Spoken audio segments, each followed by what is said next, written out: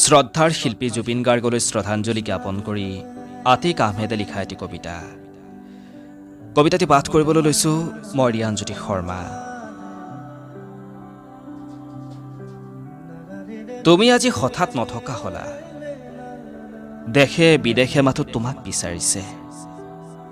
চৌদিশে শূন্যতা দেখিছে, মানুহবোৰে কান্দিছে।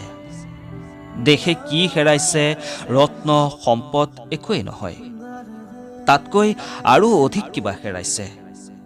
নিজৰ আত্মাক হেৰুৱাই, নিজকে হেৰুৱাই কান্দিছে, মাথো কান্দিছে। সমগ্ৰ বিশ্বৰ বুকু সুদা হৈছে, তুমি নথকাত দেশখন উকা হৈছে। তুমি আহিলা আৰু এতিয়াও আছা, সকলোৰে বুকুৰ আপোন, সকলোৰে হিয়াৰ আমঠু, প্ৰাণৰ স্পন্দন। তুমি ইমান কম সময়তে সকলোৰে বুকুৰ এফাল হৈ আছুতীয়া কক্ষত স্থান লাভ কৰিছা। তুমি স্বৰ্গতো সৌন্দৰ্য বিলাই আমাৰ হৃদয়ত আজীৱন জীয়াই থাকিবা। তুমি আন মহাপুৰুষতকৈ পৃথক আছিলা। তেওঁলোকে জ্ঞান বিলাই জগত পোহৰাই নিজৰ জ্ঞান শক্তিৰে মহিয়ান হ'ল, কিন্তু তুমি কম সময়তে গীতৰ মূৰ্ছনাৰে, প্ৰাণৰ ৰোমেৰে মৰমৰ বাণী বিলাই একতাৰ গীত গাই সকলোৰে প্ৰাণত ঠাই ললা। যোৱাৰ বেলিকাটো সকলোকে একলগ কৰি জাতিটোক এক কৰি গলা। তোমাৰ মৃত্যুক কোনেও মানি ল'ব নোৱাৰা হ'ল। কতো নুশুনিলো তুমি নথকাৰ খবৰ, কোনোবাই লগে লগে বিশ্বাস কৰিলে বুলি। কোনেও বিশ্বাসে নকৰিলে, কাৰণ তোমাৰ মৃত্যু হ'ব নোৱাৰে। বহু দেৰিলৈকে বাট চাই থাকিলোঁ তোমাৰ এই খবৰটো ভুৱা হ'বলৈ।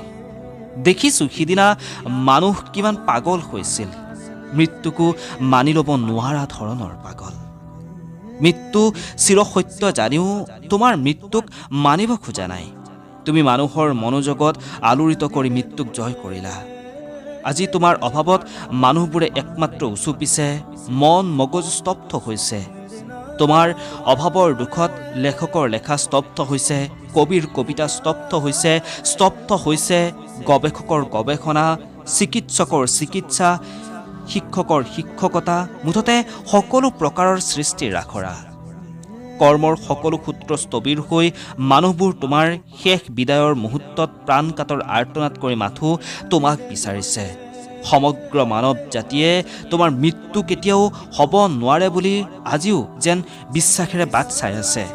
তুমি আহিবা বুলি কোটি কোটি জনতাই বুকু ভৰা আশাৰে চকুলো নিকৰাইছে।